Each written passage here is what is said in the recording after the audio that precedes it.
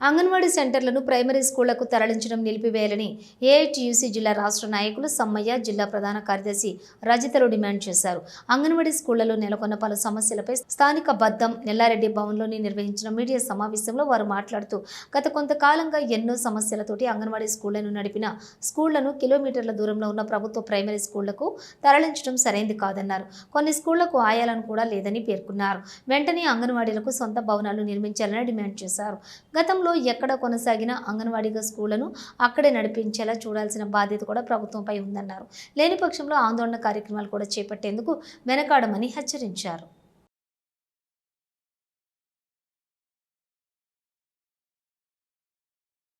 ఇప్పుడు రాష్ట్ర ప్రభుత్వము కొత్తగా ఒక నిర్ణయం తీసుకుంది ఏంటంటే అంగన్వాడీ కేంద్రాలను రెంటెడ్ బిల్డింగ్ నుండి ప్రైమరీ స్కూళ్లకు మార్చుతున్నారు. అంటే రెంట్ కట్టలేకపోతున్నాం, ఇబ్బంది అవుతుందని చెప్పేసి ప్రైమరీ స్కూళ్లకు సెంటర్లను మార్చుతున్నారు. ఆ సెంటర్ల విషయంలో ఏంటంటే టీచర్లు కొన్ని సంవత్సరాల నుండి ఆయాలు లేని సెంటర్లు ఉన్నవి. అట్లాంటి వాళ్ళను సెంటర్లో తీసుకెళ్ళి ప్రైమరీ స్కూళ్ళలో నేర్పిస్తే ఇన్ని రోజులు వాళ్ళు ఎంతో కొంత డబ్బులు ఇచ్చుకొని పని చేయించుకున్నారు. కానీ వాళ్ళు ఏంటంటే ఇప్పుడు మేము స్కూళ్ళలోకి వచ్చి పని చేయము, మాతోనే కాదు, మేము అంత తక్కువ చేయము అని ఆ రకంగా ఇబ్బందులను ఎదుర్కొంటున్నారు టీచర్లు. ఇంకొక విషయం ఏంటి అంటే అంగన్వాడీ కేంద్రాల సెంటర్కు చాలా దూరంలో, అంటే ఇప్పుడు 1 కిలోమీటర్ 2 కిలోమీటర్ల దూరంలో సర్వే ఉంది.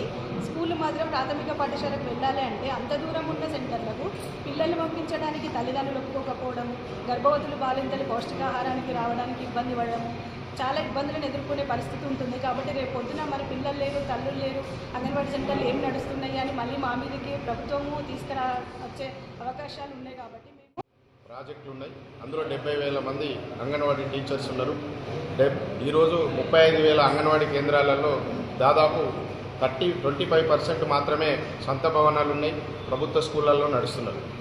అందులో ఈరోజు ప్రభుత్వం నిర్ణయం చేయడం ఏంటంటే అంగన్వాడీ కేంద్రాలను రెంటెడ్ బిల్లులు కాకుండా ప్రభుత్వ పాఠశాలల్లో, ప్రాథమిక పాఠశాలల్లో నడపాలని నిర్ణయం చేయడం. అట్లాగే ఉన్నటువంటి రెంటెడ్ బిల్లులకు కూడా ఇప్పటి వరకు కూడా నెలల తరబడి కూడా రూమ్ రెంట్లు ఇవ్వనటువంటి పరిస్థితిలో ఉన్నది. కాబట్టి ప్రభుత్వం ఇప్పటికే చెప్పింది, పక్కా భవనాలు అంగన్వాడీ కేంద్రాలు కట్టిస్తామని చెప్పినటువంటి మాట ఇప్పటి వరకు నిలబెట్టుకోలేదు.